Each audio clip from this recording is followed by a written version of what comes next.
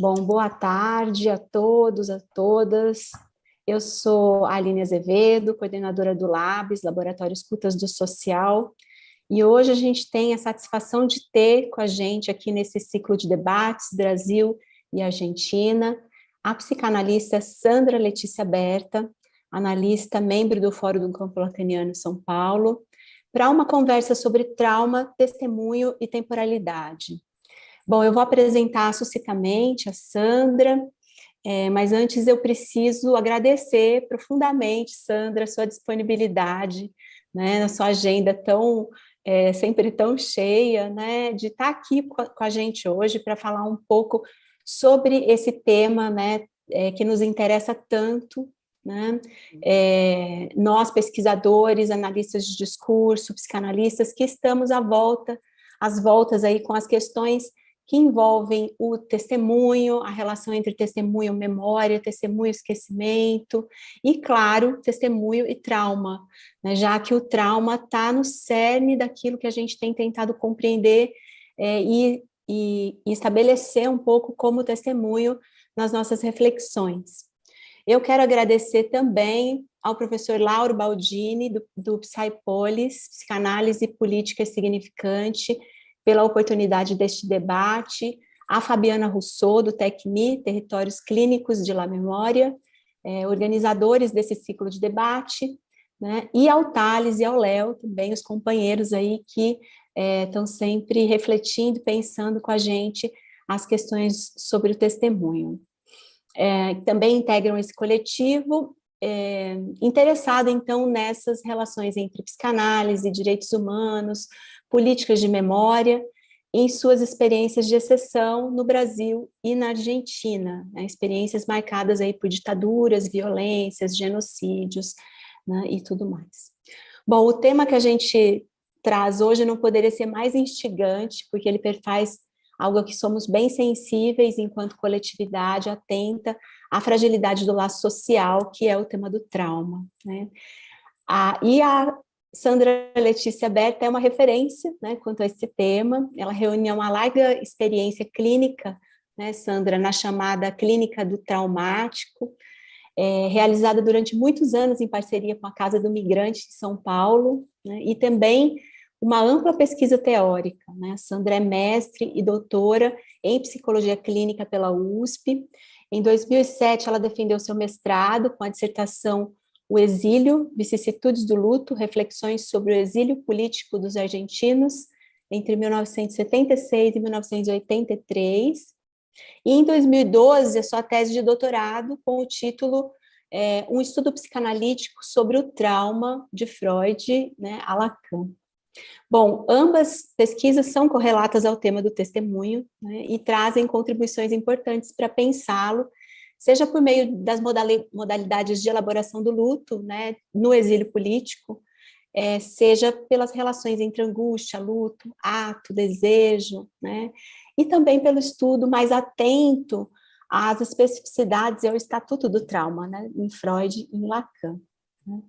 Bom, eu combinei com a Sandra que eu vou passar a palavra a ela, para que ela faça a fala dela, depois eu vou trazer algumas contribuições, alguns apontamentos sobre testemunho e esquecimento, e aí nós vamos abrir para discussão. O pessoal que está no YouTube pode enviar as perguntas, as considerações, né? O pessoal dos laboratórios que estão ali no WhatsApp comigo também pode enviar pelo WhatsApp, que eu vou estar atenta aqui, coletando as perguntas, para que a gente possa discutir um pouco, tá bom?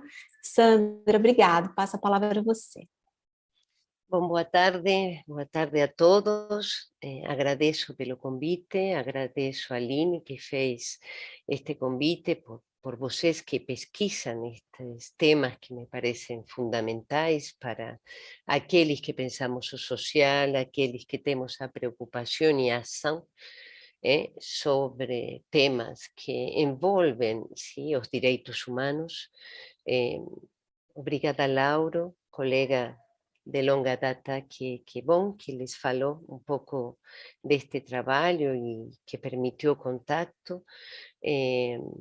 foi interessante conversar previamente um pouco com a Aline, e eu acho que esta apresentação me permite dar entrada. Vou falar entre 30 e 40 minutos, foi o que combinamos, e prefiro que seja, apesar de não ver aqueles que nos estão assistindo, bom, que seja algo que se aproxime da conversa, porque estes são temas todos bastante amplios e têm certas polêmicas, depende das linhas digamos, de entrada epistémica.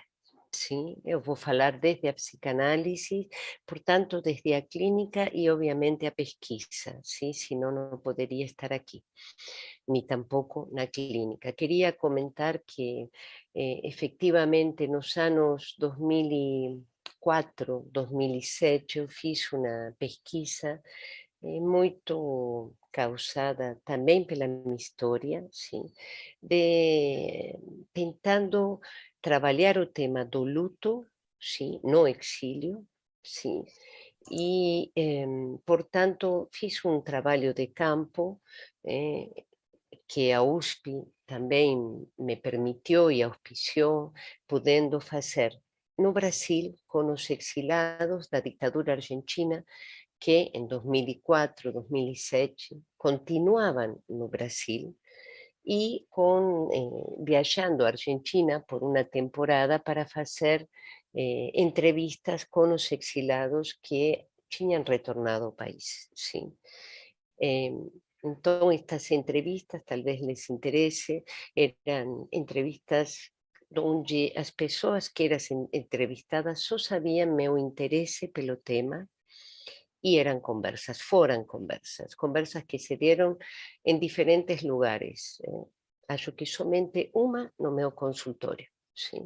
O resto fiz en bares, en fin, en diferentes restaurantes, às vezes chegando até as casas dos entrevistados, tanto aquí quanto en Buenos Aires. Entonces as entrevistas aconteceron en São Paulo e depois en Buenos Aires. Uma coisa que logo, embora meu tema de pesquisa era o luto, sí, a elaboración do luto, de fato esse mestrado tem uma introdução, tem um capítulo de contextualização, sí, do que foi os tempos da ditadura, sí, e de como as pessoas conseguiram algumas sair, outras não, e muitas desapareceram. Portanto, falei na ocasião com pessoas que estiveram desaparecidas, que puderam fugir, familiares de desaparecidos, varios dos entrevistados que, portanto, se abrigaram no exílio e depois voltaram, sim? Pessoas que nada mais quiseram saber com a política, pessoas que até esse momento estavam militando em organismos de direitos humanos, sim? Então, um público bastante amplo. Pessoas que haviam estado realmente no movimento político à época da ditadura e antes, sim? E pessoas que não, que à época eram crianças muito pequenas e que me falavam adultos. Então, tudo isso me levou a fazer algumas questões depois de ouvir as entrevistas, sim? Essas entrevistas, portanto, se deram em um período de mais ou menos um ano, todas elas, e depois restou para mim todo o tempo de elaboração, sim? De relectura. Algo importante, eu não gravei as entrevistas, ¿sí? No trabajé con un sistema de grabación do que se falaba, eran realmente conversas y después, inmediatamente después, eu escribía o que ficou para mí, ¿sí? Tinha apenas algunas líneas, muito, digamos, ao modo que na minha clínica trabalho, certo? Então, algumas notas, mas sim, imediatamente depois eu me dedicava a reconstruir, sim, o que tinha sido essas entrevistas. Então, isso é importante porque isso tem a ver com o que eu considero de testemunho e transmissão. ¿sí? Entonces, no es una grabación ni transcribo a grabación, sino que eran minhas notas, minha construcción. Todo isso faz parte do que se possa pensar da transmissão de um testemunho, da construção de uma narrativa, mas também de uma ficção. Não podemos, mas não ficção como mentira, sino como construção, certo?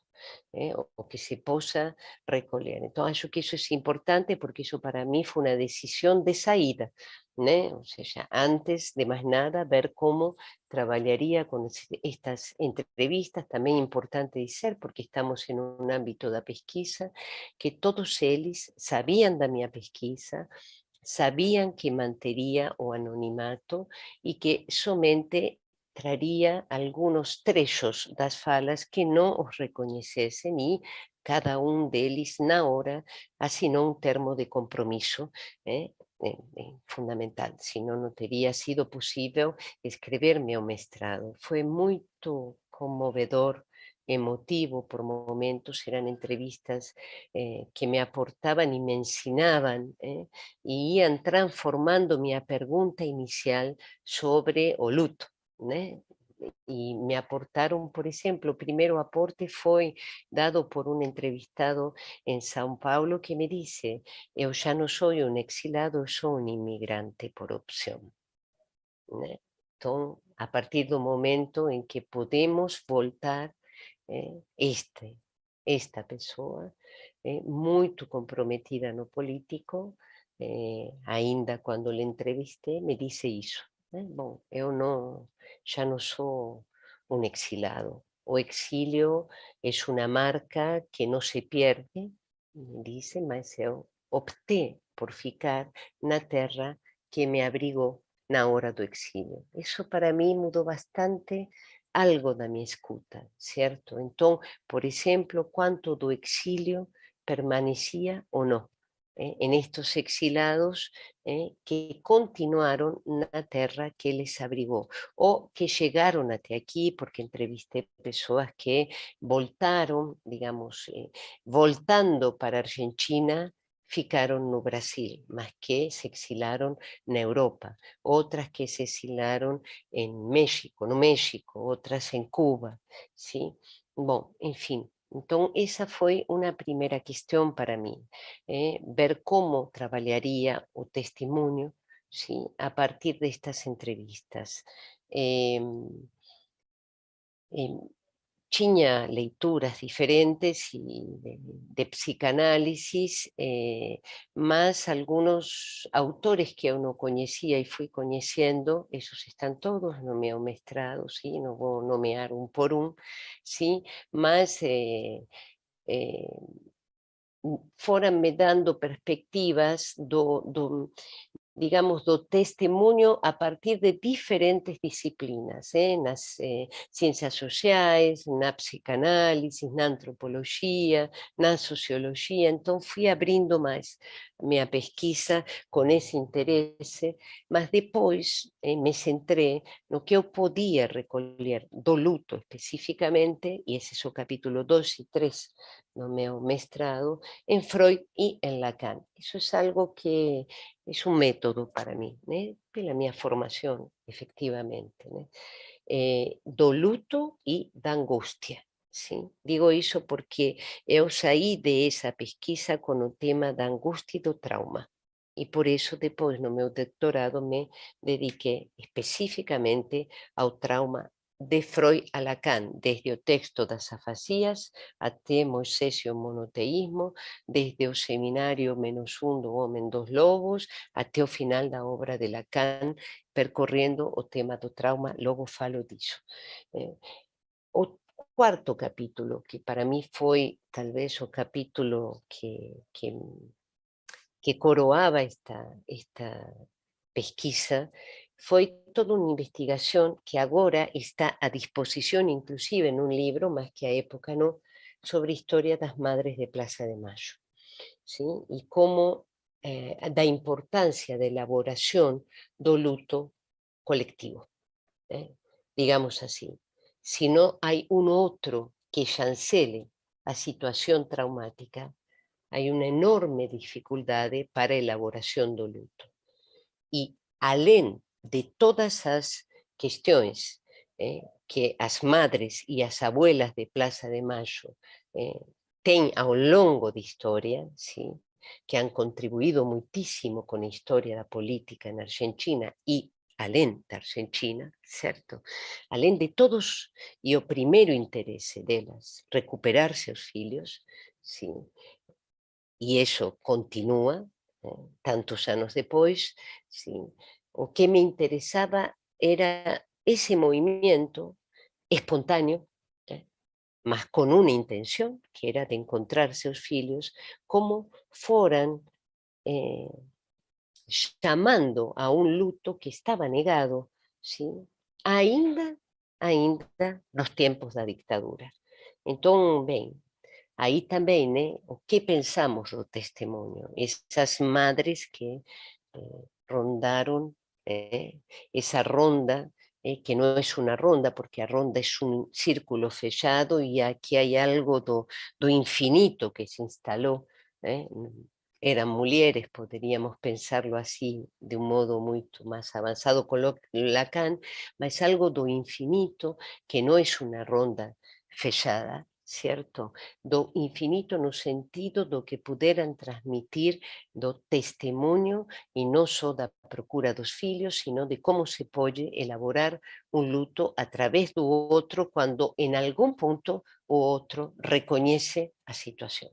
E entón, ben, iso me aportou bastante, sí, a ese tema, bon, que outros xa traballaron, Philippe Arié, para mí foi un autor de referencia, certo?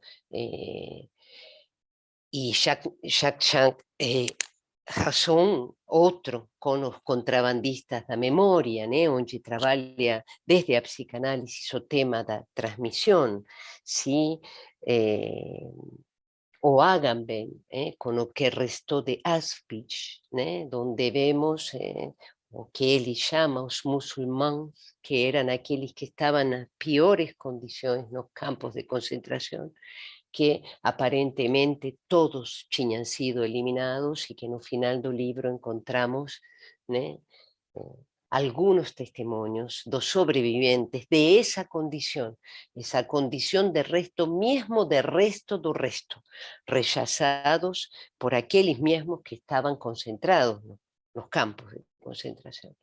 Entonces, todo ese percurso que me leva a considerar que a elaboración do luto sempre precisa de un outro, ¿sí? Do reconhecimento dessa perda, me levou a pensar a situación traumática e, en paralelo de esa pesquisa con os exilados, comenzamos o traballo na casa do migrante, que para aqueles que están en Argentina, si nos escutan en algún momento, es necesario poder situarlos, o algunos de aquí que no conocen, es una casa, la verdad es un convento que está no miolo da cidade de São Paulo, muito pertinho da Rua do Glicério, talvez não no miolo da Praça da Sé, mas ao canto vizinho, es andar un par de kilómetros más y se llega, y fomos recibidos pelos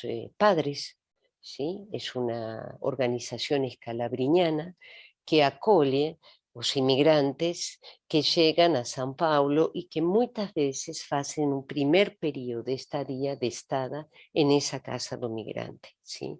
En esa época que eu trabajé, que fue do ano 2005, então, em paralelo de estar concluindo as entrevistas para meu mestrado, iniciava este projeto junto com minha orientadora, tanto de mestrado quanto de doutorado, a quem lhe agradeço, Miriam de Vierrosa, a professora Miriam de Vierrosa, da Universidade de São Paulo, que à época estava na Pontífica Universidade, aqui em São Paulo, e fizemos junto con outra colega que tiña todo un traballo de estes temas con os de Caseguis, con Taeco. Bom, fizemos a entrada de un proxecto que até onde teño sabido ainda continúa. Eu estive de 2005 máis ou menos até 2012. certo? E como fizemos o trabalho aí? Bem, ir à casa do migrante e trabalhar com os migrantes, simplesmente assim. E os projetos que fuimos implementando também teve sempre algo de original, de estar à disposição. Eu devo bastante a uma professora também da PUC, psicanalista, muito conhecida, Caterina Coltai, que na ocasión de un congreso de psicopatología fundamental en Belén, sei lá que ano era ese, presentábamos os primeiros pasos agora do proxecto da Casa do Migrante e nós tínhamos elaborado grupos de acolhimiento, grupos de non sei qué, grupos de non sei quá, entón fui a presentar todo este con outros este traballo e Cati, que depois ela já tinha sido da banca do meu mestrado, me pergunta desde o público, para que tanto? Por que não chegar e estar? Bom, sabe, uma intervenção que eu levei comigo tanto esse projeto quanto a um outro projeto que logo mais falo. E então, nesse momento, eu já estava dentro da pesquisa do trauma. Logo entro com o trauma, mas antes lhe comento, então, porque sempre fui causada por estas experiências. Obviamente, a experiência clínica do meu consultório, que iniciei há décadas com esse atrás, certo? Lá para os anos 80, final dos 80 e até agora, mas então, bom, o trauma, a angústia, o luto são temas da psicanálise, o trauma então fundador da psicanálise, né? Um construto, não podemos dizer nem sequer que seja uma teoria, tampouco um conceito, é um construto, o trauma está sempre em construção, né? Mas esa disposición a estar foi o que fui transmitindo. Primeiro entré de cheio a trabalhar e depois fui supervisionando a outros que iam entrando durante todo esse trajeto até 2012. E porque as coisas se van conhecendo, se constituía nesse momento de 2012 um grupo que ainda trabalha e muito, muito interesante, porque é um grupo original nas propostas clínicas, que é Margens Clínicas. ¿Sí? Então, quando me chamaram, bom, hoje em dia, já como eles dizem, he ficado como madrinha. Durante muitos anos supervisionamos e sempre estamos, participo do grupo, eu vejo estes que já não são tão jovens, ¿sí? Ir andando en estas bordas, nas margens, ¿sí? E intervindo no social para valer, e não somente com as pessoas que demandam, sino também formando eles próprios a outros, certo? Então, e o tema da transmissão, bom, foi tão importante que durante um par de anos tivemos, né, o auspício para poder fazer em testemunho e transmissão todo um trabalho de pesquisa também e de intervenções clínicas. Mas isso de estar à disposição para as intervenções clínicas no social, essa pergunta que me dividiu, obviamente, trazendo-me muitas questões, para mim foi fundamental para o que se seguiu na Casa do Migrante e para o que eu, como supervisora, pude transmitir e acompanhar para aqueles psicanalistas, a maioria psicanalistas, mas não todos, há colegas de outras profissões e outras áreas que contribuem com margens clínicas e em margens clínicas, certo?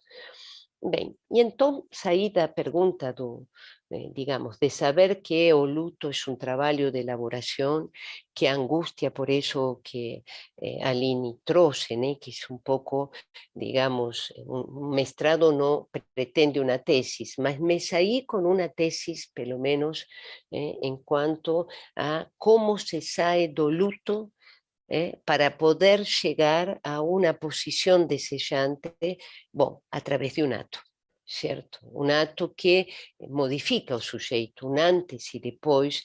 O luto tem um ponto de fuga, nesse sentido, como Christian Dunker vem trabalhando nos últimos anos, o luto tem uma visada, um infinito, e quando falamos o infinito, mais desde o sentido lógico e matemático que Lacan aborda nos anos do Seminário 20, com as fórmulas da sexuação. Então o luto tem um ponto de fuga. O luto não é algo que se resolve totalmente, mas para dar vías ao desejo, algum ato com relação a essa elaboração tem que ser produzido. Um ato singular y un acto colectivo, muchas veces, como es o ejemplo das madres de Plaza de Mayo. ¿Sí? He trabajado otras cosas, alienación, asientos significantes, como exilado es un significante que podía dar una localización, más que no puede cada uno ficar alienado a ese significante. Debe haber una separación posible para hacer con eso. Algo que no seja só da orden da repetición, do exilio, por ejemplo. Y hubo otras líneas de pesquisa.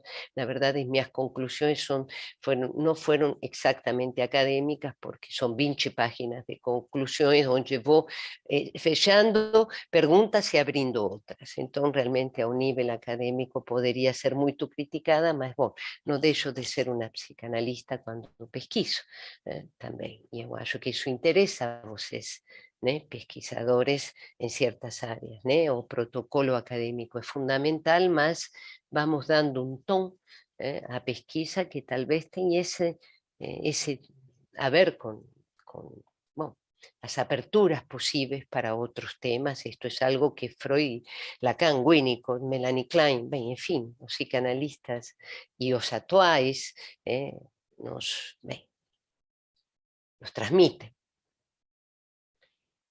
Había una discusión, tal vez, no luto, que me interesó para entrar no trauma, si objeto, que é esse objeto que se perde, Tá? Então, a questão do trauma e do objeto para a psicanálise se troca por outro, não se troca. O objeto é uma envoltura, certo? Tanto no nível imaginário escópico, quanto no nível pulsional, e finalmente o que temos para a psicanálise é o objeto irreductível, invención de Lacan, para falar desse ponto de imposible.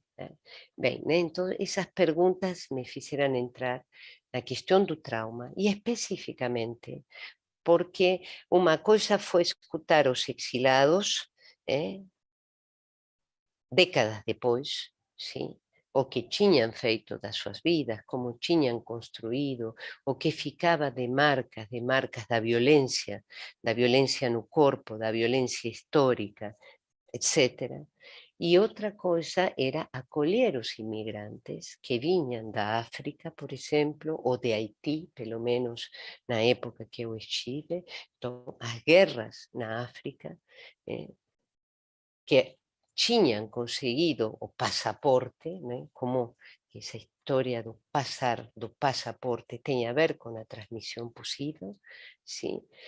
E também da Colômbia. En ese momento, estoy hablando 2005, ahí 2005 exactamente, hasta 2012, nos tivemos todos los eventos de Colombia y nos acolíamos en la casa de inmigrantes africanos, latinoamericanos, más específicamente de Colombia y haitianos, ¿cierto? Ese fue el recorte. Esas eran personas que estaban vindo exactamente do momento de ser refugiados en otro lugar. Entonces, tanto que este proyecto da Casa do Migrante logo más imprimió a marca de trabalharmos con los estudiantes da Universidad de São Paulo y da PUC, ¿cierto? Y muchos deles, por sorte, falando otras lenguas, inglés, francés, necesarias, español, necesarias para poder acolher as conversas com os imigrantes, na casa do imigrante. Então, havia o testemunho, mas de um momento muito, muito próximo do evento. Então, isso me levou à pergunta sobre o que é o trauma. O trauma não é o evento em si, essa subjetivação desse evento. E por isso, una cosa es oír a alguien a precup a posteriori e outra coisa é no momento do evento. Os efeitos psíquicos de unheimlich, de sinistro, de estranhamento do evento traumático. E por eso mismo articulei, ¿sí?, duas temporalidades do trauma. O trauma como evento, ¿sí?, como advento de algo que está fora do que se esperaba para o sujeito, mesmo uma coisa é imaginar a guerra, outra coisa é viverla. Então, e isto podem dizer até aqueles que se preparam para a guerra, certo? Outra coisa é viverla. Sí? Bom, então, em todo evento, há algo do advento do inesperado, do que está fora do que se pode ter considerado. Ainda mais para aqueles que foram surpreendidos. Na África, bom, claro que há uma guerra religiosa imensa e secular, mas há histórias familiares, bom, que queimem e toda a sua família queimem, literalmente. É algo que você pode participar da guerra ativamente, mas que talvez você não espere. Não que esteja, mas uma coisa é viverlo. Então, o tempo do traumático como ato e como advento, ato porque é um instante traumático, certo? Que definitivamente transforma o sujeito. Então, esta é uma via do trauma e temporalidade, e outra é o trauma con este conceito que, na verdade, esta noción, mas que foi uma construção para Freud, para fundar a psicanálisis, e o conceito de inconsciente, que é a temporalidade do a posteriori, o nachtraglich. Então, nachtraglich, com todas as desinências, nachtraglichkeit, enfim, fiz toda uma pesquisa, mesmo linguística também, ¿sí?, do significado desta palavra nachtraglich. Procurei-la, pesquisei-la, por sorte o doctorado dá mais tempo, em alemão, certo? Busquei referências como Hans para nós, em alemão, ¿sí?, que tem toda uma parte do seu dicionário de psicanálise em alemão sobre a palavra nachtraglich. Bem, busquei outras referências, mas especificamente comecei pelo volumen 1 de Freud, y de ahí para frente, buscando en toda la obra de Freud, ¿sí?, tanto en Amor Rorto como en Ballesteros, como en alemán, cuántas veces aparecía y en qué momento la palabra nachtraglich. Para de eso tirar rápidamente, les diría, porque no había esa busca que tenemos ahora. No computador tan rápida, nós temos que considerar que os pesquisadores de há 15 anos atrás tínhamos outras condições, que hoje muito menos facilitada a pesquisa nesse sentido. Sí havia no computador, sí podia fazer busca, sí, mas havia outras obras que não. Tá? Me costou, inclusive, encontrar o texto em alemão e ver como, para Freud, o trauma não é só os acidentes ferroviários da época, ¿sí?, dos finais de 1800, sino a cena traumática. E sempre a cena traumática com um conteúdo sexual, certo? E o trauma, o a posteriori, o a precup, na verdade, é freudiano, e vocês podem buscar e verão, certo, que sempre está em volta da cena traumática sexual. Un tiempo 1, un tiempo 2, a resignificación. E por isso todo o meu trabalho no livro, que finalmente virou livro na Argentina pela Letra Viva, aqui pela Anna Blumen, certo? Escrever o trauma de Freud a Lacan. Eu tenho sempre um intermezzo, vou andando e ponho um intermezzo, sempre dando essa alusão do tempo de comprender, instante de ver, tiempo de comprender, momento de concluir. Mas eso está en Freud.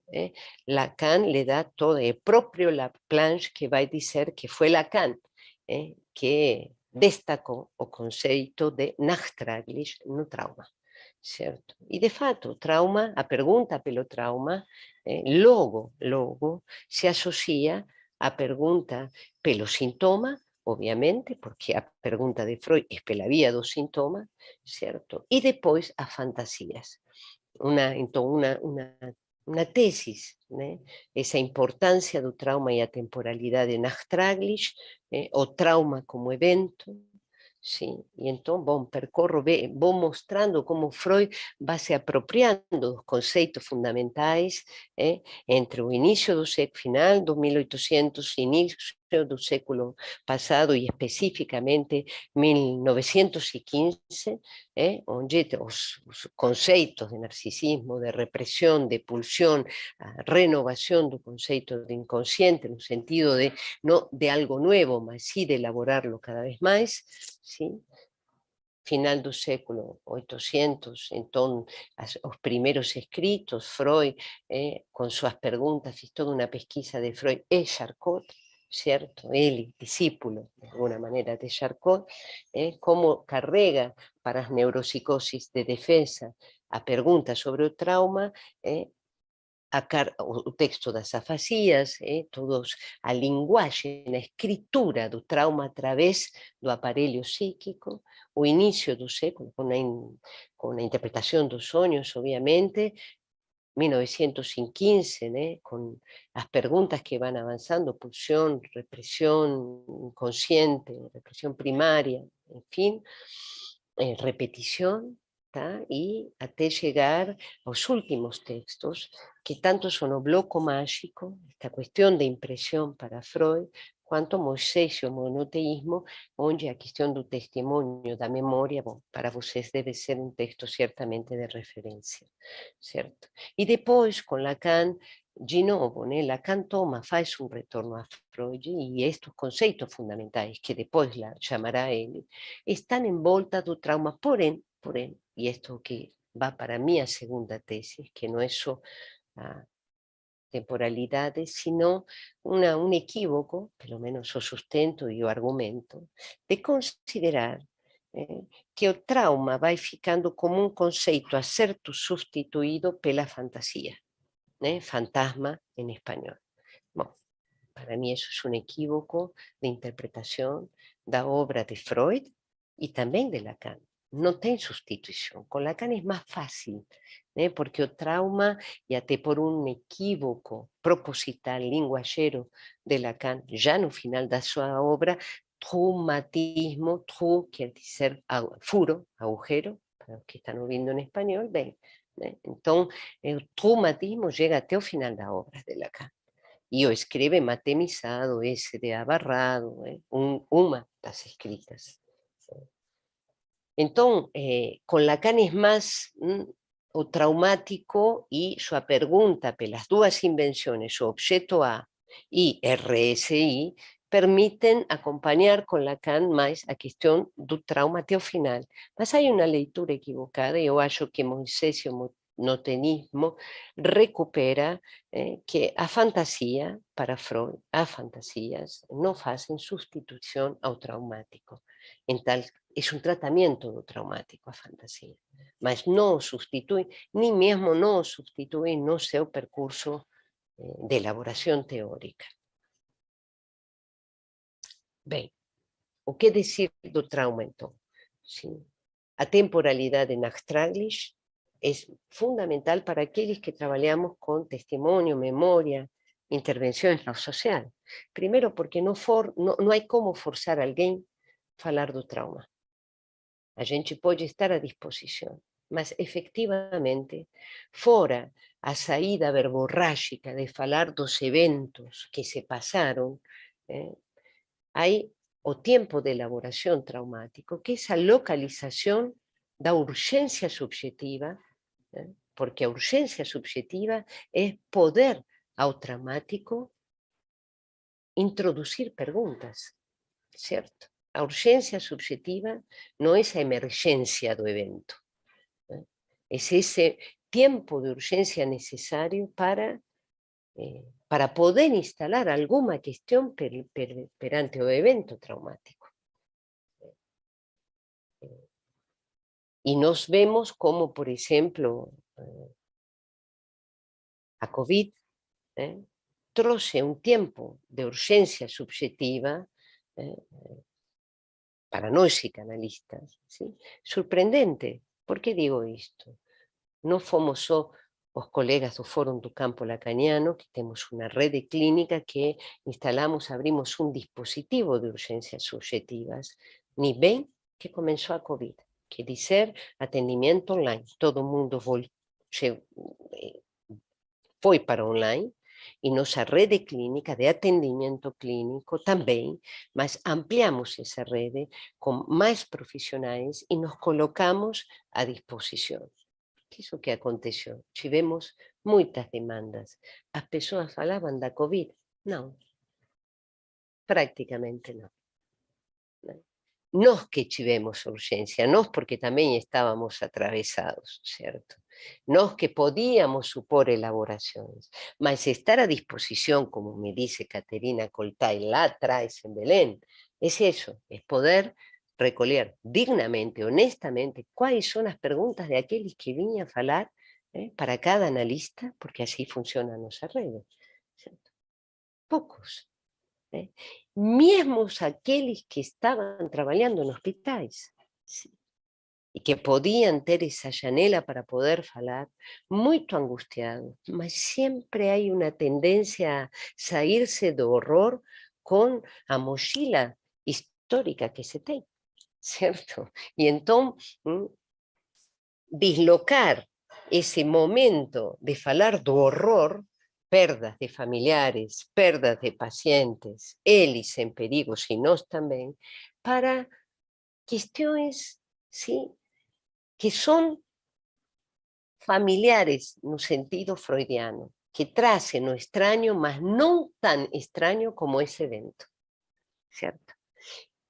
Trabalhar com o trauma é ter com Freud, o Nachträglich e com Lacan, os tres prisioneros. Instante de ver, momento de comprender, ¿sí? Tiempo de conclusión, de concluir algo sobre ese evento traumático.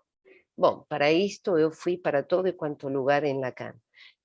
Desde Tique e Automatón, do Seminário 11, até o Borromiano e o Furo. Digamos, ese é todo o percurso do meu livro.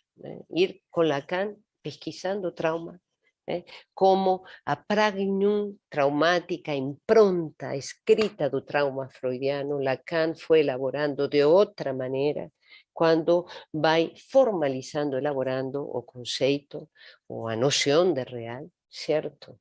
Como isso permite pensar que falar, os seres falantes, estamos traumatizados, temos existência, a dor de existir, é pelo próprio fato de falar, certo? Então, mas ao que nos interessa nesta reunião, sin esse tempo de elaboração, que se acompaña cuando acolhemos pessoas que están atravesando en ese momento o evento traumático, que para fazer testemunho também se precisa um tempo onde a transmissão seja possível. Benjamin, para isso, nos orienta. Não podemos pensar que a transmissão é só dizer, é dizer e elaborar o que se possa dizer. E para isso, hay que se sair do instante de ver. Y hay que acompañar, ¿sí?, todo o tiempo de comprender. Eso no es somente para los eventos traumáticos, eso es una premisa para cualquier analista, ¿cierto? O instante de ver, o tiempo de comprender, o momento de concluir que vai reelaborar o tiempo de comprender, que tal vez leve a pergunta de un final de análisis si o instante de ver traumático era esa a verdade. Não, claro que não, certo? Essa foi a possibilidade de uma construção, de um saber sobre uma verdade que fica em questão. Bem, então essa matéria, saber, gozo, verdade, inconsciente, temporalidade, trauma, falar do trauma é, como escreveu o Christian no meu livro, sim, falar do trauma é falar da história da psicanálise, do construto epistêmico, la psicanálisis. O evento traumático abre para psicanálisis, mas nos da todos estos elementos que nos permiten intervenir en la clínica, no solamente en nuestros consultorios, sino realmente cuando tenemos intervenciones no sociales. Estar atento a no interpretar, a poder escuchar, a no forzar a preguntas, específicamente eso, no forzar a preguntas sobre el evento traumático, ¿cierto? Porque muchas veces de eso no se puede hablar, es necesario un tiempo. O trauma na psicanálisis, siempre me refiero a psicanálisis, en toda esta conversa, ¿no? O trauma na psicanálisis no é o tijolo que caiu na minha cabeça. É a pergunta que vou me fazer. E como poderei concluir sobre isso, né? Então, isso é muito importante para aqueles que trabalhamos no social, né? Elaborar una posición subjetiva frente al trauma, bueno, ese es el trabajo de un análisis. Saber que, como dice Lacan en 1975, adoro esa frase, imaginen que encontré ella después de años de pesquisa, o trauma es siempre suspeito. Esa frase de Lacan en 75 en los Estados Unidos. Hay algo de trauma que es suspeito, menos mal, porque eso es en ese suspeito do trauma onde hay a posibilidad de elaboración. No para decir, bueno, claro, ¿no? Imaginen, realidad, virgica y todas esas nociones de realidad en psicanálisis, también pesquisé con Freud específicamente. La pregunta do trauma llega até Moisés y monoteísmo, ¿no? ¿Qué fue realidad? ¿Qué es esa realidad para la psicanálisis? ¿Qué es esa realidad subjetiva? Mas decir que siempre suspeito es cavar o espacio para construcción posible de cada uno, para ese efecto de alienación o evento traumático, separación do evento traumático. Bem, eu acho que vou parar por aqui, para que tenhamos realmente tempo. Ainda tem que falar a Aline, pelo tempo que temos, até as 4. Depois, o resto vem no debate. Obrigada, Sandra. Foi muito bom poder te ouvir. A gente poderia ficar muito mais tempo aqui escutando você. Acho que eu entendo até um pouco o próprio tema do seu seminário, né? No fórum, né? Porque tem a ver com todo esse percurso que você fez, né? A questão do exílio, do luto, o desejo, e o trauma, né? E o objeto A. Esse é meu objeto, realmente minha pesquisa depois do doutorado, e antes, isso está em paralelo. Esse é o objeto A, de novo, do início até o fim. É um método. Está passando um carro de som aqui, espero que não atrapalhe muito o nosso som. Não se escuta. Bom, eu vou então fazer algumas considerações que eu preparei. Eu tinha preparado um texto mais teórico, né, com algumas análises, a partir da análise do discurso, da psicanálise, mas mudei um pouco o meu texto nesses últimos dias, porque me parece que a gente está num momento político em que é preciso dizer algumas coisas, né? Então, eu aproveito também esse momento público, também como uma tomada de posição aí diante do negacionismo, né? E de um esquecimento, um uso político do esquecimento que nós temos vivenciado no nosso país, né? Então, é um texto curto, eu vou tentar ler pausadamente. Eu intitulei o texto Testemunha e Esquecimento, um dizer sobre o trauma. Há um ano, em setembro de 2021, o Brasil contabilizava 596.800 óbitos por coronavírus. 596.800 corpos. Uma multidão emergia como uma espécie de grande corpo anônimo, um acontecimento pelo número de corpos agrupados pela morte, ausentes de laços, seja com o líder, seja com seus outros.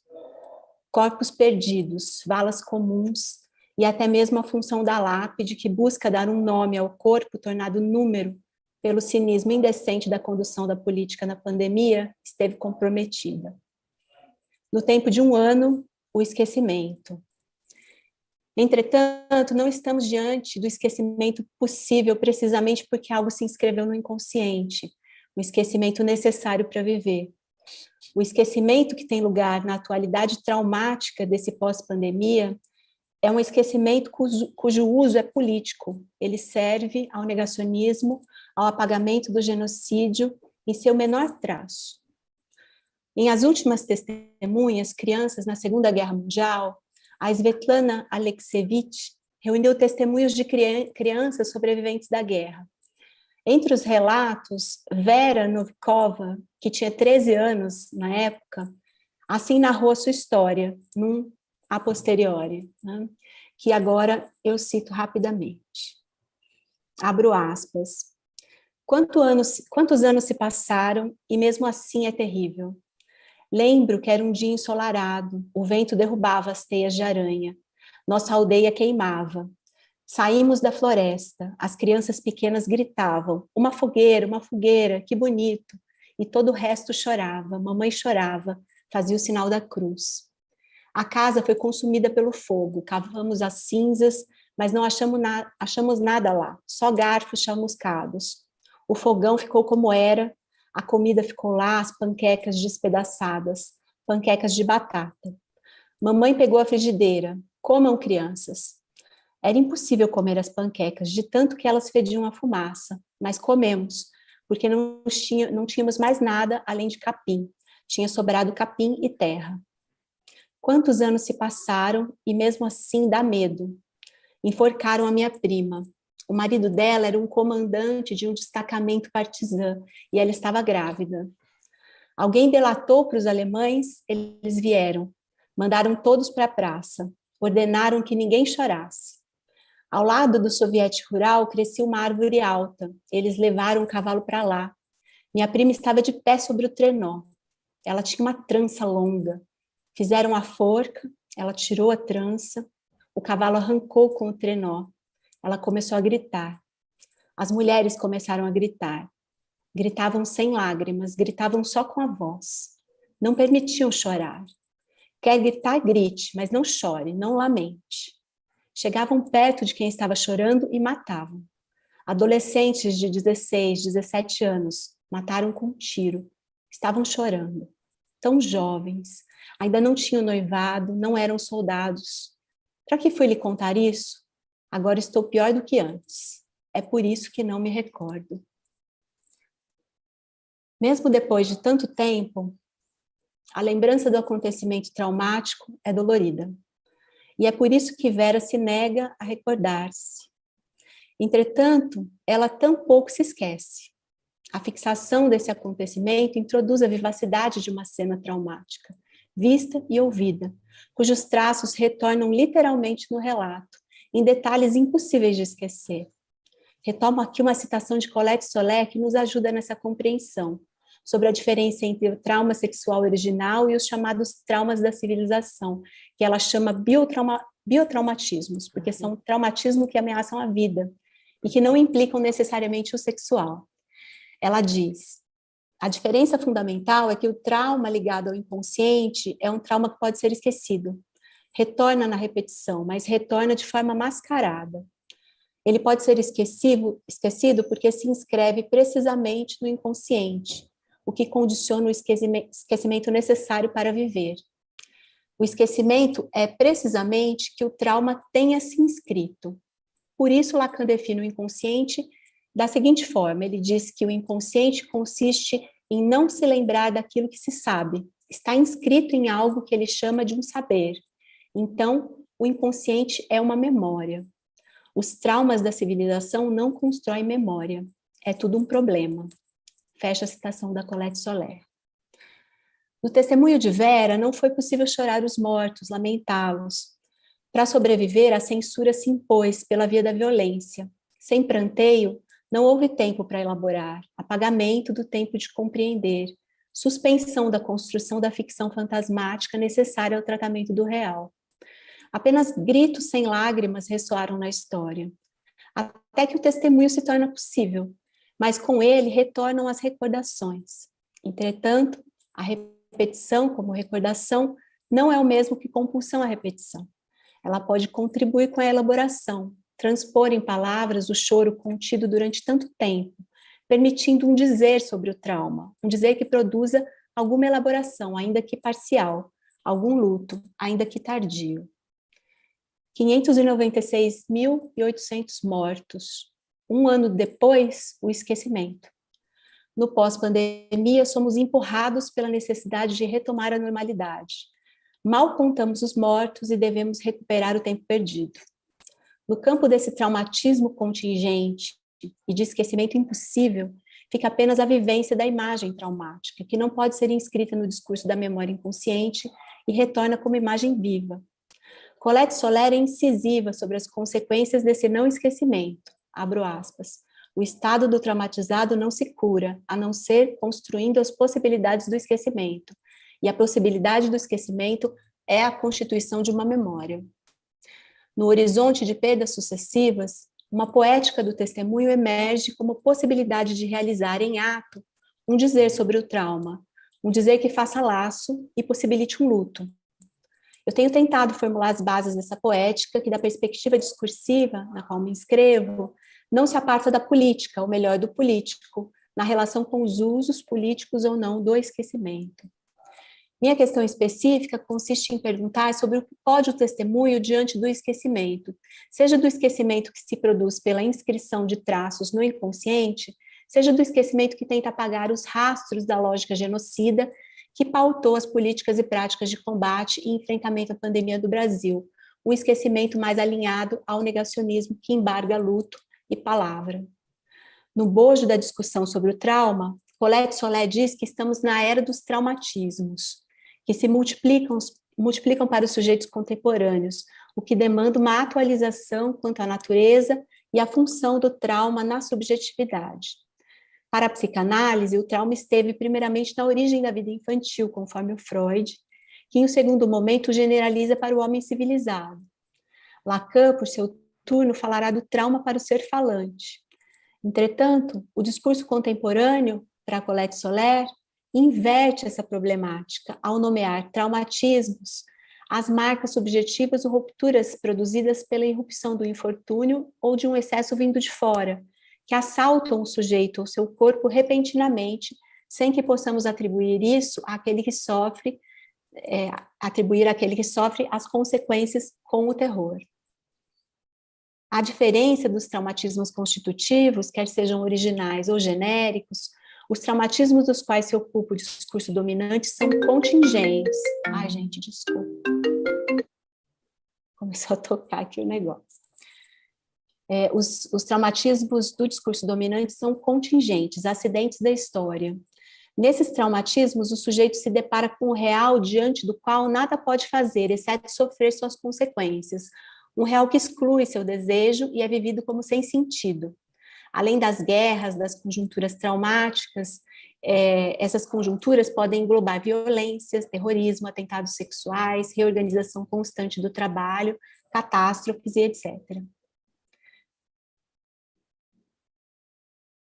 Bom, nessa proposta de trabalho investigativo sobre o testemunho, que já me acompanha há alguns anos, esse acontecimento traumático, né, que diz respeito a um trauma contingente, e que, portanto, vai se diferenciar desse trauma de estrutura do Parletre, se impunha nos materiais analíticos, né? Essa diferença eu não vou percorrer aqui, porque é muito extensa, mas eu quero pontuar que esses acontecimentos traumáticos contingentes são considerados, então, adventos do real, no qual as situações extremas levam o sujeito à crueza de sua existência, desvanecida dos ideais e ficções sobre si mesmo. Novamente, vou me fiar das colocações da Colette Soler, né, que ela desenvolve isso também de uma maneira muito bonita, quando ela diz que o Freud havia conseguido unificar, e ela diz dessa maneira, né, os dois tipos de traumas, diversas ocorrências de desamparo das diversas épocas da vida, pela definição daquilo que ele nomeou forças do sujeito, né? E ela traz essa questão da seguinte maneira, abro aspas, podemos pensar que a situação de desamparo, aquilo que chama o golpe do real, é um ponto de foraclusão em que não há nenhuma inscrição, nenhuma intervenção do simbólico e tampouco nenhuma implicação do sujeito. Mas quando se trata da avaliação incluída na situação de perigo, diferente do trauma de origem, aqui temos a presença do sujeito. É por isso que digo, o trauma tem estrutura de foraclusão, as sequelas são do sujeito, e é por isso que não há tratamento padrão possível para os traumatizados. Inclusive, nem podemos falar de traumatizados, mas sim de sujeitos traumatizados. Está lá na página 66 do livro dela, De um Trauma ao Grande Outro. Bom, ela vai continuar esse texto falando um pouco sobre as forças subjetivas que designam essa capacidade de suportar as tensões, as excitações e mobilizar um núcleo fantasmático para interpretar no a posteriori os acontecimentos traumáticos. Bom, nós temos então, nessa definição posta, algo que encontramos também num livro do Nestrovsky e do Seligman, né, sobre o testemunho, em que eles vão dizer de dois sentidos para o trauma, o de friccionar, triturar e perfurar, e o de suplantar, passar através de, né? E aí nós podemos extrair essa ideia da perfuração, né, de um furo que necessitaria ser suplantado, elaborado, ainda que parcialmente, né? A Ana Maria Rude também vai trazer, no livro dela sobre o trauma, que o nome trauma, derivado do grego, né, ele traz os sentidos de ferida. Ela vai esclarecer que são acontecimentos que rompem com um estado de coisas do psiquismo e que vai impor, então, um trabalho de construção de uma nova ordenação do mundo. Bom, nessa série de conjunturas traumáticas, a pandemia impôs perdas de proporções absolutas, instalada no horizonte de uma morte seca, conforme o Alush nos trouxe, né? Portanto, de uma perda, não de uma perda qualquer, mas de uma perda que demanda um saber fazer com isso. Mais além da simbolização, demanda invenção diante de um real com o qual o sujeito se depara.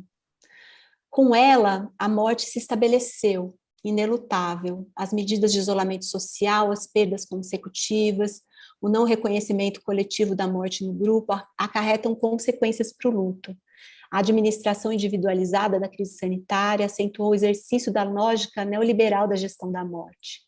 A medicalização do corpo e da morte se exacerbou e a precariedade dos rituais fúnebres radicalizou a perda seca na sociedade pandêmica. Acrescenta-se a isso a negligência política na condução de estratégias de combate e mitigação ao vírus, as quais estariam pautadas na necropolítica e atuação genocida do governo federal.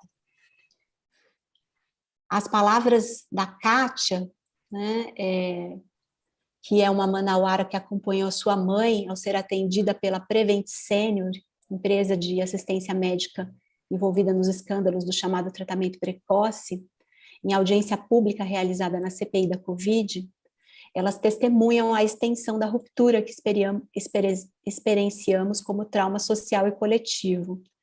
Nessa referida comissão de inquérito, ela diz: porque quando eu perdi os meus pais, eu me via como se eu estivesse num buraco. Eu me sentia só, vazia, num lugar vazio. Eu gritava como se ninguém tivesse me ouvindo. Bom, o inesperado desse acontecimento, esse caráter acidental, vai expor, então, o sujeito à confrontação com o traumático, né? Mas, além disso, é preciso considerar que não há recursos necessários à elaboração do trauma, né? Esses recursos encontram-se diminuídos. Isso porque o discurso capitalista, que vai sobredeterminar o tempo e o espaço, produz relações sociais que são relações esgarçadas, né, e cujos efeitos são a precariedade, o sem sentido e a solidão sem recursos. Não é raro que as pessoas estejam expostas ao desamparo, inclusive discursivo, em decorrência da negligência do Estado e da sociedade, que não oferecem espaços comuns de cuidado, de escuta e de construção da memória, que são fundamentais na elaboração desse trabalho psíquico, né? nesse trabalho que possa contornar minimamente o furo e romper essa mordaça da palavra. É por isso que uma aposta nessa poética do testemunho é tão urgente, né? Como um ato que possa trazer uma elaboração em palavras, que possa possibilitar um dizer sobre o trauma, ainda que completo, né? Bom, eu vou parar por aqui. Eu queria falar um pouquinho sobre os usos políticos também do esquecimento, mas acho que já ficou subentendido um pouco, né, nessa minha fala, quando eu trago esse tipo de esquecimento de uso político, né, como uma suspensão do próprio tempo de elaborar, né, do tempo de compreender, né, e das consequências que nós já estamos vivenciando na clínica, para o tratamento, né, disso que veio a ser essa pandemia, né, que nos assolou. Bom, vou parar por aqui, vou abrir então para o debate, verificar se tem alguma pergunta já aqui no chat. Enquanto o pessoal vai pensando um pouquinho sobre as questões, né, Silvia, você teria alguma questão já para fazer?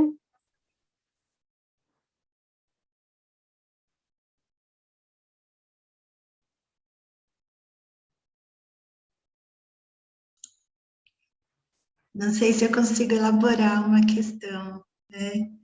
Muito obrigada pelas falas, né? Sandra, obrigada. Eu estou aqui pensando, né, em tudo que foi dito. Eu queria só contar, assim, eu sou angolana, filha de refugiados que vieram para o Brasil em 75.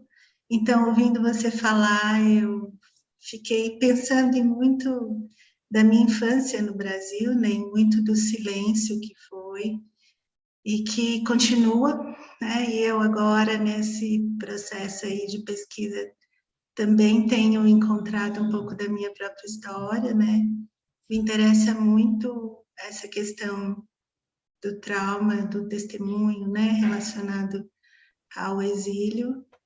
E esse espaço, para mim, é super importante para ouvir, principalmente, mais do que perguntar, né? Então, agradeço demais, assim, a oportunidade. Obrigada, Aline. Estou aqui processando. Obrigada, Sandra. Obrigada, Silvia. Tal vez quería retomar algo a partir de oír la Aline, ¿no? que no les comenté, mas que para mí ficou como algo bem interessante, que é, você vive um trauma X, você faz toda uma elaboração de vida, em um análisis também, mas há algo do trauma que sempre, da cena traumática, que sempre retorna igual. A única questão que um análisis pode permitir com isso é que já não é que não te afeta, é que você já deixa de buscar uma verdade do que te afetou, mas aparece. Hay algo da cena traumática que es indelével, ¿cierto? Para quien pasó por una cena traumática, la mayoría de los seres humanos pueden relatar sobre eso, ¿no? Cuando no, cuando, como en situaciones de guerra, ¿sí? Sea esta COVID, sea esta Ucrania, sea los exilios, desapariciones, dictaduras y tantas otras guerras, hay un momento, que son momentos, acontecimientos que tal vez un exilado, décadas después, con un país desaparecido, me dice que para mí ficou bem interesante de pensar. Ele me disse assim, hay momentos que no se puede viver o luto. Cuando as perdas se acumulan, no hay posibilidades para o luto. Es un poco o que se recolle de ese testemunho, ¿no? O luto realmente es un trabalho de elaboración. Si você está ahí, en pleno acontecimiento, o advento que suma acontecimientos, ¿no? Tal vez no hay posibilidad de nenhuma de elaboração. O sujeito tem que deixar as coisas, como dice Freud, para diferenciar a represión, o recalque, de eso que él llama Unterdruck, que es cuando no está a disposición, mas está muy perto de estar a disposición. Parece que mucho de evento traumático, dos eventos traumáticos en situaciones así, fica Unterdruck, o sea, puxado para abajo. Es eso que quiere decir, es condición, ¿sí?, da posibilidad de metáfora, Unterdruck. Esto es de Freud y Lacan lo retoma, ¿no? Entonces ese espacio da memoria que Colette Soler en varias de sus exposiciones, Colette escribió escritos sobre COVID. Es un libro que ainda no fue traducido, que está en francés.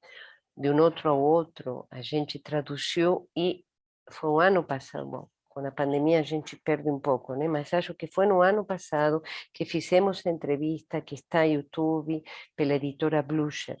Muy interesante porque recolhimos ese libro. Na verdade, é um seminário que ela dera em Colômbia, 2006, não lembro bem a data, né? E que então estava em espanhol, não estava em francês, não está em francês, tá? Les digo porque trabajé en esa traducción, publicamos ese libro ao portugués y no tínhamos original do francés. Então, esse seminário na Colômbia é muito interessante. Muchísimo, para mí fue fundamental cuando ainda estaba en español, publicado pelos colegas do Foro de Medellín, y o ano pasado pela editora Blucher, a gente consiguió super le sugiro, a Aline está haciendo referencia a ese libro, hay otras tantas conferencias que están reunidas en este libro, porque durante la pandemia Colette fez questão de hacer conferencias sobre el tema en diferentes lugares del mundo, todo por Zoom.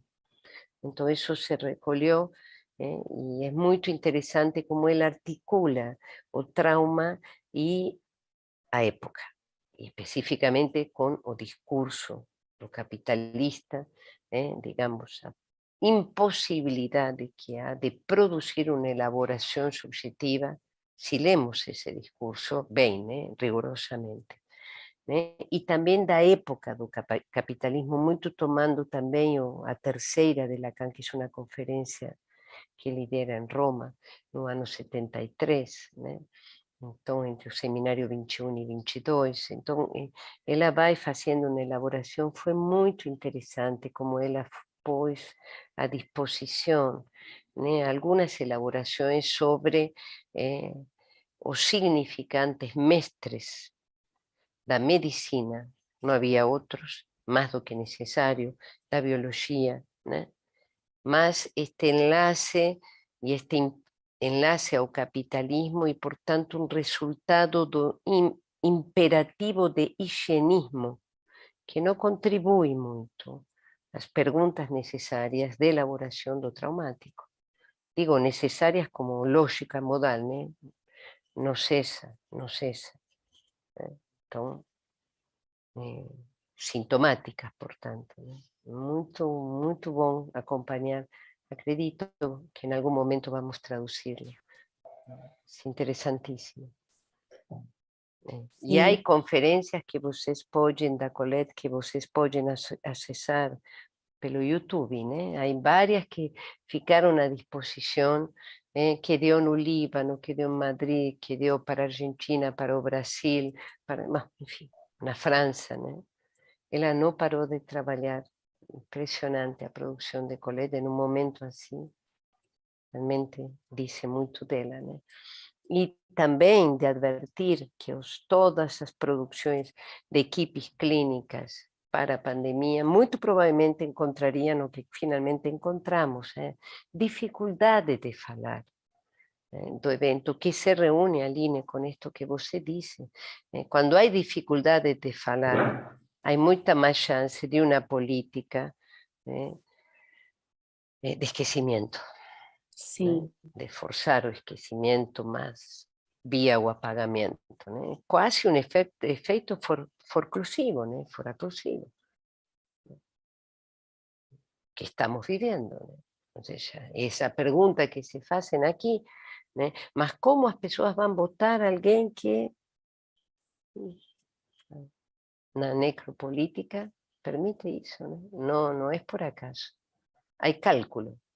Isso que a gente tem que ter muito claro. Há cálculo. Não é sem pensar, é calculado. Quando você retomou essa questão do higienismo, Sandra, eu me lembrei de algo que aconteceu. Eu tenho um filho de 4 anos, que então viveu os primeiros anos dele na pandemia. Uhum. E eu me lembro que logo no comecinho da pandemia, em um determinado momento, a gente saiu, foi numa pracinha aqui, e eu sempre muito preocupada, né, com essa coisa do isolamento e de, né, cuidado, né, e eu me vi dizendo para ele não chegar muito perto do amiguinho.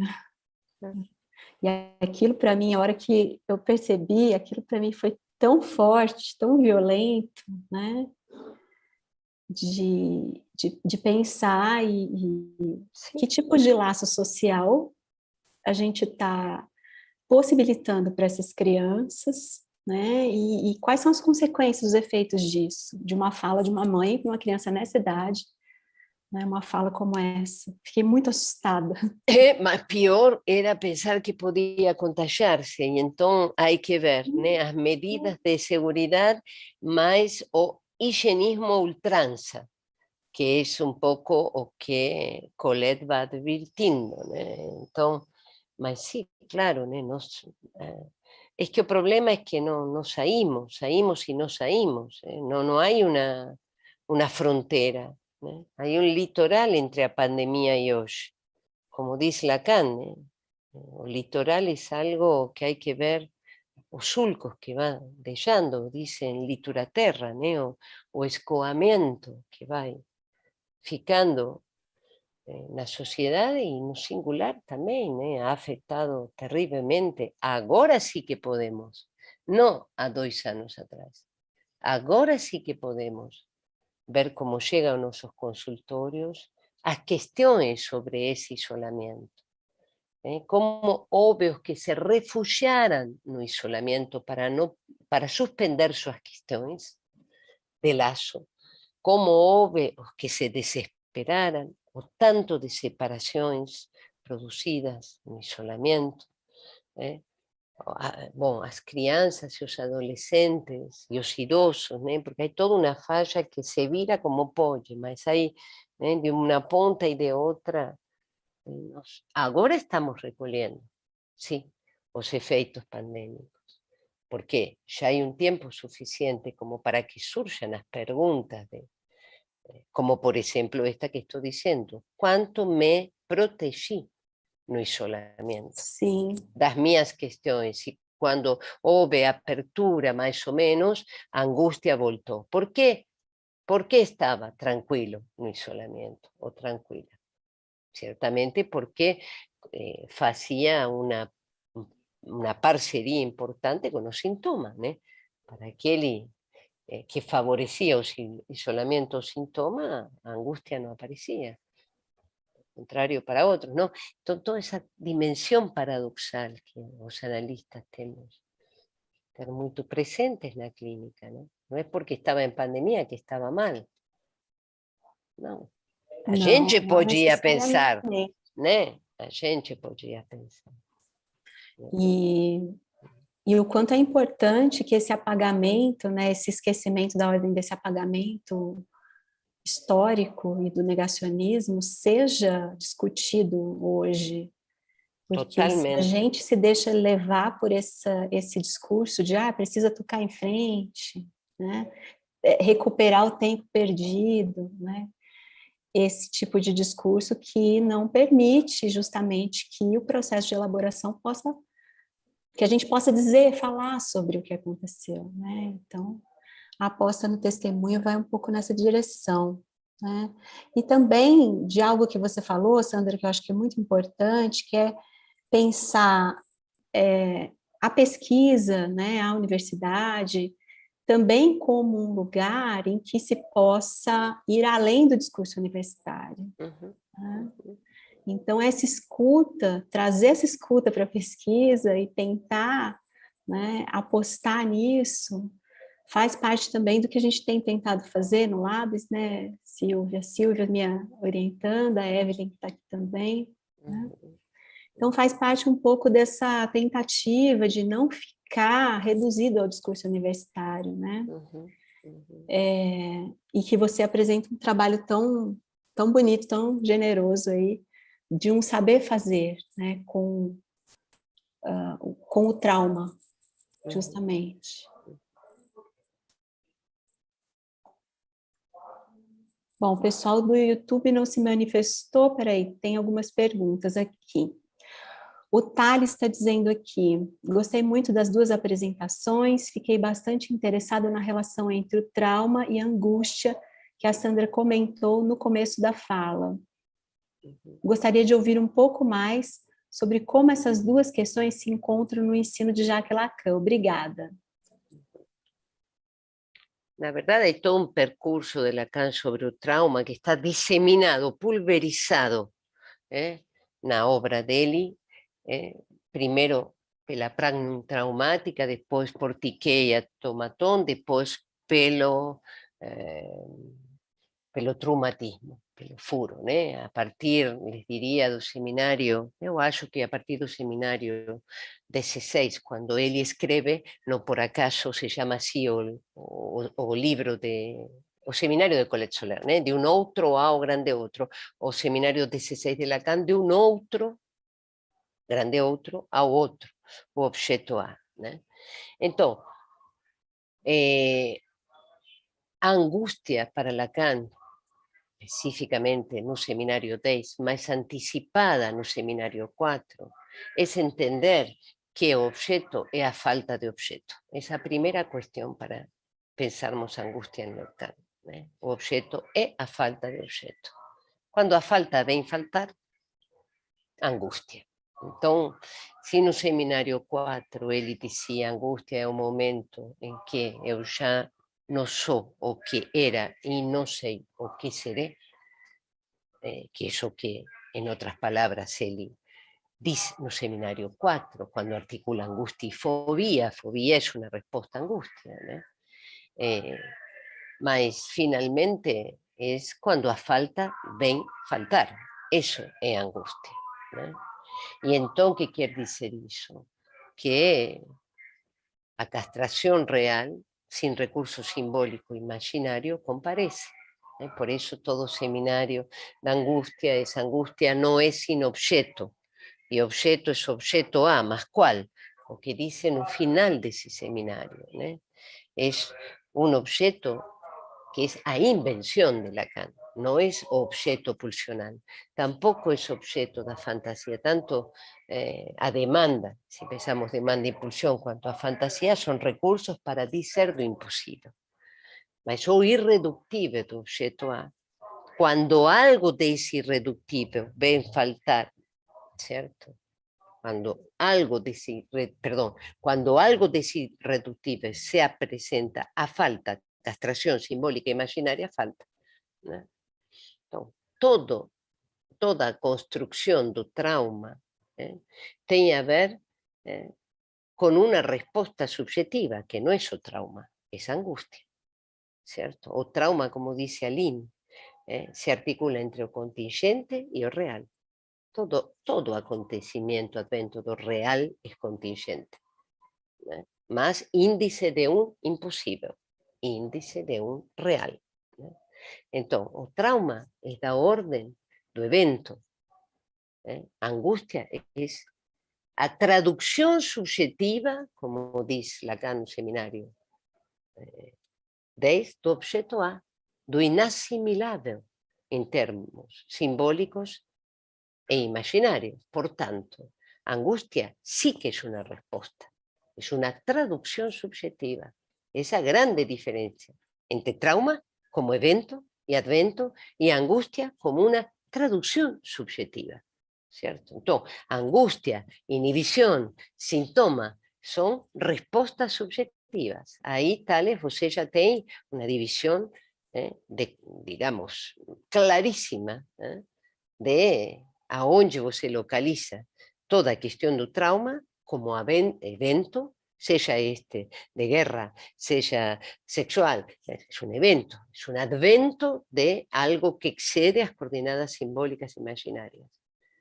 A respuesta subjetiva, ahí sí, angustia, inhibición, síntoma, ¿cierto? Fantasía, obviamente, que va articulando a fantasía, se articula a inhibición, a síntoma y angustia. Eso se ve muy bien específicamente no seminario da angustia y no seminario, y no texto a terceira, a conferencia terceira y todo seminario 22 específicamente, que Lacan sigue articulando inhibición, síntoma y angustia freudiana a partir do borromeano. Espero responderte con esas articulaciones, que de un lado es su evento y de otro es respuesta subjetiva, de entre las cuales angustia.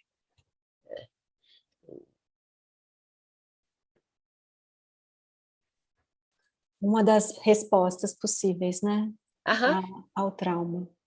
Y digamos, finalmente, ¿no? Metotrauma como castración real, furo, traumatismo, es de Lacan, mas Freud también lo articulaba, no tinha esos termos.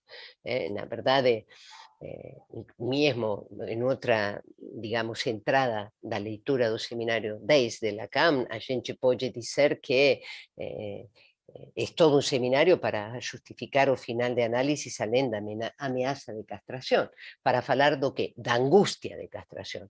Mas esa no es a castración simbólica o imaginaria, es a castración real, que de algún modo podemos decir que, embora Freud, pelas escorregadas de homem-mulher, termina con rolledo da castración, ameaza de castración, penis night, en inhibición, síntoma y angustia, cuando Freud tiene su segunda teoría de angustia, está muy perto do que Lacan trabaja como angustia de castración, no seminario 10, y no como ameaza de castración.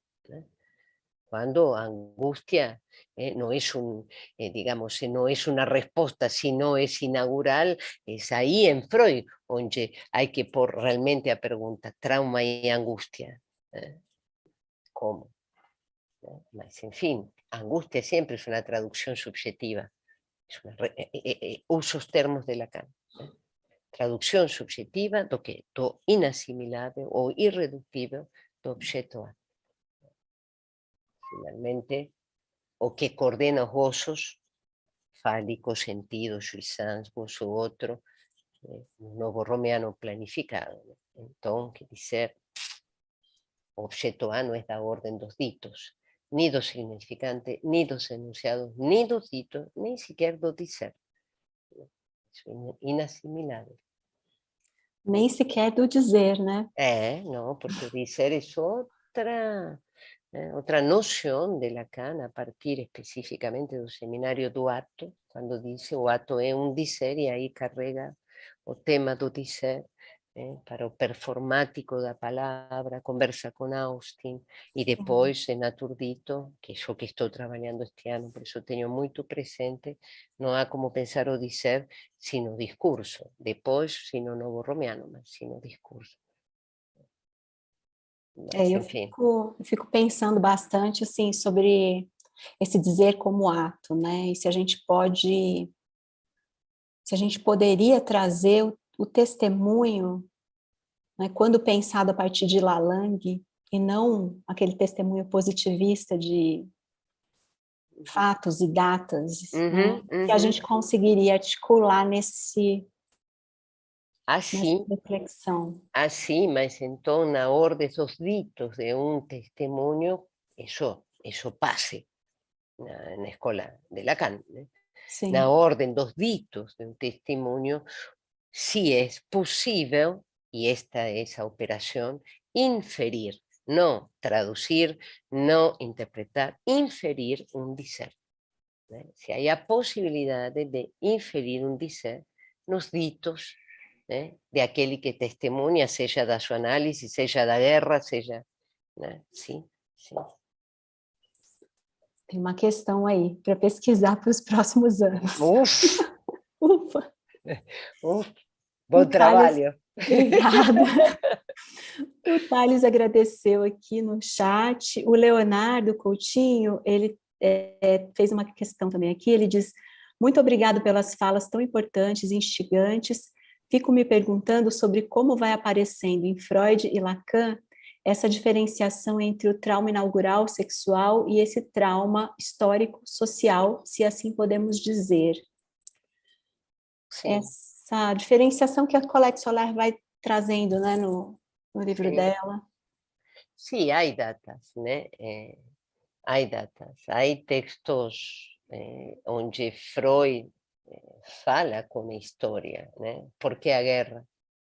Moisés e o monoteísmo, certo? Vejam que não estou fazendo referência a Totem e Tabú, propositalmente, porque é um mito que Freud inventa para poder responder a perguntas sobre o que ele depois fala como a primazia fálica, né? Então, Totem e Tabú é, bem, como se distribuem os gozos, certo? Mas porque a guerra e Moisés e o monoteísmo são textos de Freud onde se pode, dentre outros, porque inclusive a introdução ao narcisismo pode servir-nos, onde se passa do trauma sexual, sim, ao trauma como evento, e obviamente luto e melancolia, né? Então, que são textos que o evento que não é sexual, que é evento de uma perda, mas também a gente pode procurar nos primeiros textos que mal chamados da pré-história da psicanálise, inclusive por mim, no meu livro, eu me corrijo, não há pré-história, a psicanálise começa já lá, no tomo, no volumen 1, sim, onde encontramos inclusive o projeto de psicologia científica e etc., o caso Emma e outros, né? Mas aí en esos textos, inclusive elaborar, repetir, ¿cómo se llama? Repetición, recuerdo repetición y elaboración, discúlpenme, me ven en español, mas, recordar, repetir, elaborar, ¿no? Entonces ahí, eso con Freud, y con Lacan, bueno, perdón, otro, que es fundamental, psicología das masas, né? E análisis do eu, onde também o trauma está tomado a nível social, em Freud.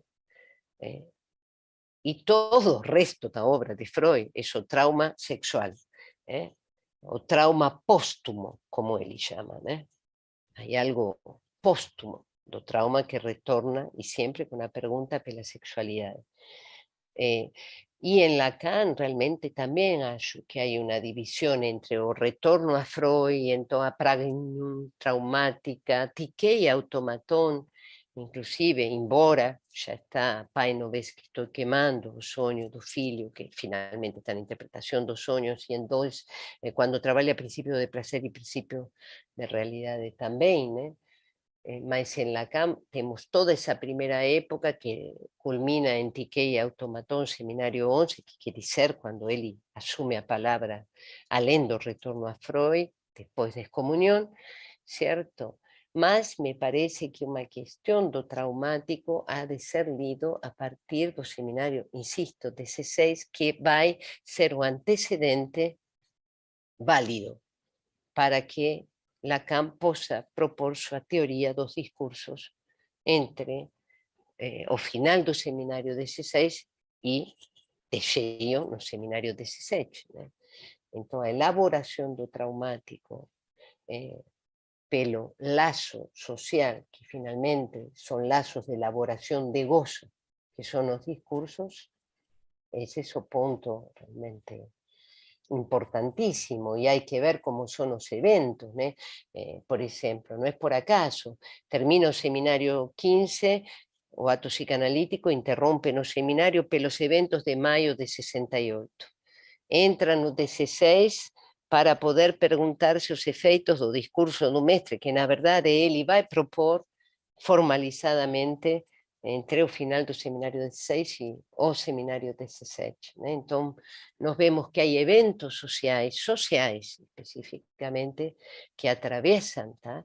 E outro texto que para mim é fundamental é quando Lacan trabalha o discurso, digamos, capitalista, que es especificamente na terceira, esta conferencia onde ele vai falar do proletario, e o traumático do proletario que conta somente con seu corpo para sobreviver. Somos todos proletarios nesse sentido, dice Lacan. A reproducción dos corpos para sobrevivencia. No es cualquier cosa. Lacan tem un diálogo interesante con Foucault, cuando trata estos temas. O discurso con certeza, mas estos otros también. Né? Por más que a gente saiba, né, das diferencias, mas ele tem um diálogo interessante com Foucault também, a partir destes temas do trauma no social. Né? Mas Lacan também não abandona o trauma, trauma como estrutural, né? E isso, somos seres falantes, pronto. Pelo fato de falar, somos traumatizados. A castración no es su pai, sino o gozo fálico, quer dizer, o fato de falar. Né? São todos os avanços de Lacan. Nossa, muitas coisas para pensar, né? Uhum. Tem uma última questão aqui para a gente poder encerrar, Sandra, para Com não certeza. te atrasar. O Obrigada. Daniel, que é me orientando também, mestrando, ele diz, também gostei muito das falas, se possível, eu gostaria de ouvir sobre a importância da psicanálise nos espaços públicos. Trabalho com políticas de assistência social e gostaria de saber se é possível oferecer um espaço de escuta e acolhida para além dos critérios socioeconômicos. E a Evelyn, rapidinho, só para finalizar, ela diz, fez uma contribuição aqui, não é uma pergunta, ela disse, mas um agradecimento à fala de vocês. Estou processando todas as novas informações que recebi neste encontro muito rico. Tenho certeza que irá agregar bastante nas minhas futuras reflexões e trabalhos com o testemunho e trauma. Legal. Como se chama seu orientando? Daniel. E como se chama a colega que... A Evelyn, ela trabalha também com a questão do testemunho, né? A Evelyn é da iniciação científica. Que legal, que legal. Daniel, então, Daniel, olha, eu vou te pedir que você vá perguntar aos colegas que estão trabalhando na rua. Há vários projetos, pelo menos em São Paulo. Em São Paulo isto é forte. De fato, é isso. São Paulo é uma cidade grande, enorme, megalópolis. A psicanálise cresceu muitíssimo no Brasil e em São Paulo muitíssimo nos últimos 30 anos. Sou testemunha, porque ano que vem, há 30 anos que cheguei ao Brasil e já praticava psicanálise. Então, assim, é impressionante. Mas este movimento, digamos, da psicanálise no social não é novo. Não é novo. Tem muitos anos. Es que antes aqueles que apostamos sempre a psicanálise, intervenções no social, seja em psicanálise nos hospitais, seja psicanálise nas escolas, essas intervenções no social, certo? Mas há algo muito novo, que é a psicanálise na rua. Isso leva uma década. Eu acompanho alguns até em supervisão, porque bom, me interessa muitíssimo o tema. A psicanálise é primeiro, é um discurso. Isso é o principal. A gente tem que estudar muito que Lacan escreveu quando escreveu o discurso do analista, que não está sozinho. É um discurso que pode mostrar como os outros discursos driblam a impotência e a impossibilidade, escrita matematicamente nos discursos, que aliás o discurso é uma figura, é um quadrante de Klein, portanto, é uma referência matemática, Klein, o da garrafa, de Klein.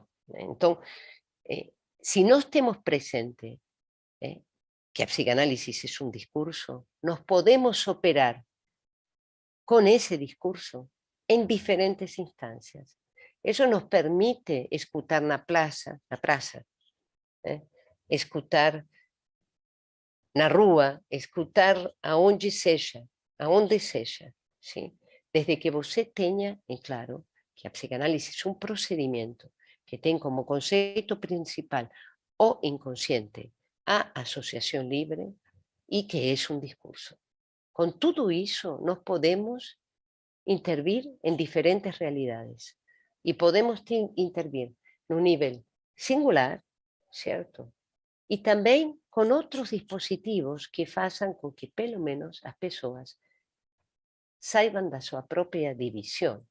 Si conseguimos eso, que nos llamamos urgencia subjetiva, ¿cierto? A gente ya faz bastante.